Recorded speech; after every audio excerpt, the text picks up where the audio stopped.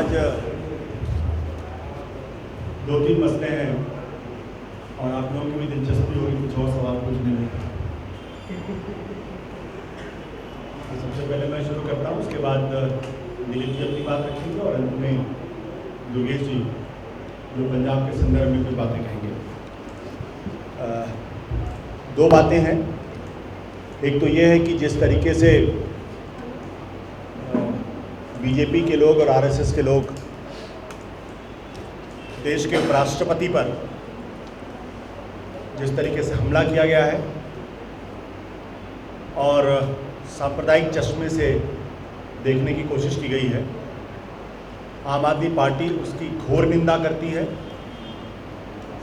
और देश के प्रधानमंत्री से ये उम्मीद करती है, नरेंद्र मोदी जी से, कि अगर उनका नियंत्रण बीजेपी और आरएसएस पे है, जैसा कि माना जाता है कि आज के बाद देश के उपराष्ट्रपति हामिद अंसारी जी पर किसी तरीके का लांछन नहीं लगाया जाएगा, उनके खिलाफ अपशब्दों का प्रयोग नहीं होगा, क्योंकि हामिद अंसारी जी सिर्फ एक व्यक्ति नहीं है, देश के नागरिक नहीं है, बल्कि देश के अंदर राष्ट्रपति के बाद सबसे ऊंचे पद पर आसीन व्यक्ति हैं। उनका व्यक्तित्व तो हमेशा से बहुत गरिमापूर्ण रहा है, उनका कंडक्ट गरिमापूर्ण रहा है और आम आदमी पार्टी आज इसलिए विवश हुई है ये प्रेस कॉन्फ्रेंस करने के लिए इस मसले पर, क्योंकि पहला वाकया नहीं है। इसके पहले भी हामिद अंसारी जी पर हमले किए गए। आपको याद होगा योगा दिन, जब योगा दिवस था उस दिन बीजेपी के जनरल सेक्रेटरी ने उन पर जिस तरीके से टिप्पणियां की थी वो बहुत ही अशोभनीय थी।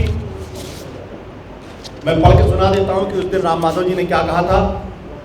उन्होंने अपना ट्वीट किया था कि 2 questions did RSTV, Rajya Sabha TV, that runs on taxpayers money completely black out yoga day event while president participated, did VP gave a miss, did vice president gave a miss। Ram Madhav ji को जानकारी होनी चाहिए थी कि उपराष्ट्रपति का पद प्रोटोकॉल में कहाँ आता है, और जब बाद में इस पर हंगामा मचा, आलोचना हुई, तो उन्होंने माफी मांगने का काम किया। और अब कल जब हामिद अंसारी जी ने एक सेमिनार में ये कहा कि एक तबके को अफर्मेटिव एक्शंस के साथ होना चाहिए, तो उसके बाद बीजेपी के दूसरे जनरल सेक्रेटरी कैलाश विजयवर्गीय जी कहते हैं, a president's post is a constitutional position pertaining to the entire country and not to a particular community। ये जो शब्द है not to a particular community, ये ऑब्जेक्शनेबल है, आपत्तिजनक है। मिस्टर हामिद अंसारी's statement that सबका साथ सबका विकास would be more effective if Muslims were specially taken care of or got reservation goes against constitutional practice। इसमें न केवल उन्होंने उनके स्टेटमेंट का गलत उद्धरण किया, क्योंकि उन्होंने अपने स्टेटमेंट में कहीं भी रिजर्वेशन शब्द का इस्तेमाल नहीं किया। उन्होंने कहा अफर्मेटिव एक्शन, और अफर्मेटिव एक्शन सिर्फ हिंदुस्तान नहीं बल्कि अमेरिका के अंदर, यूरोप के अंदर, तमाम देशों के अंदर अफर्मेटिव एक्शंस होते हैं उन तमाम तबकों के लिए जो समाज के अंदर कमज़ोर माने जाते हैं, पिछड़े माने जाते हैं, दलित माने जाते हैं, उनके लिए।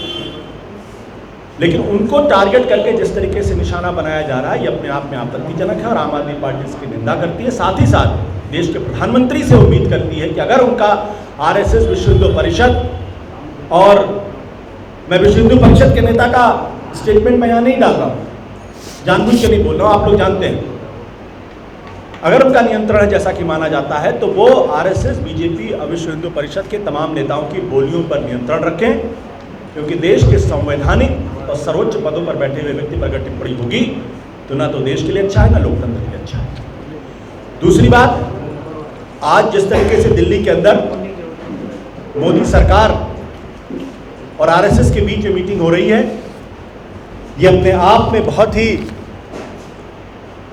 आपत्तिजनक है, 2 कारणों से। एक ये कि एक गैर संस्थागत राजनीति, एक गैर संवैधानिक संस्था, देश की सरकार देश का प्रधानमंत्री, देश की कैबिनेट या देश के लोगों के प्रति जिम्मेदार है, लोगों के प्रति जवाबदेह है संसद के माध्यम से। और अगर इस लोकतांत्रिक संसदीय व्यवस्था को अगर बिगाड़ने का काम किया जाएगा और देश की कैबिनेट, देश का प्रधानमंत्री अगर आरएसएस के प्रति जवाबदेह होगा, अगर यह स्थापित करने की कोशिश की जाएगी, तो इससे देश का लोकतंत्र चकनाचूर होगा, कमजोर होगा, और जो संवैधानिक संस्थाओं के प्रति जो लोगों की आस्था है वो खत्म होगी। और जो हमारे संविधान में लिखा हुआ है कि लोग संप्रभु हैं, सावरिन है, उसका मजाक उड़ेगा। इसलिए मैं एक बार फिर कहना चाहूंगा देश के प्रधानमंत्री से कि कृपया वो इस बात को रियलाइज करें कि he is accountable and responsible to the people of India through parliament, not to RSS. Don't set a wrong precedence.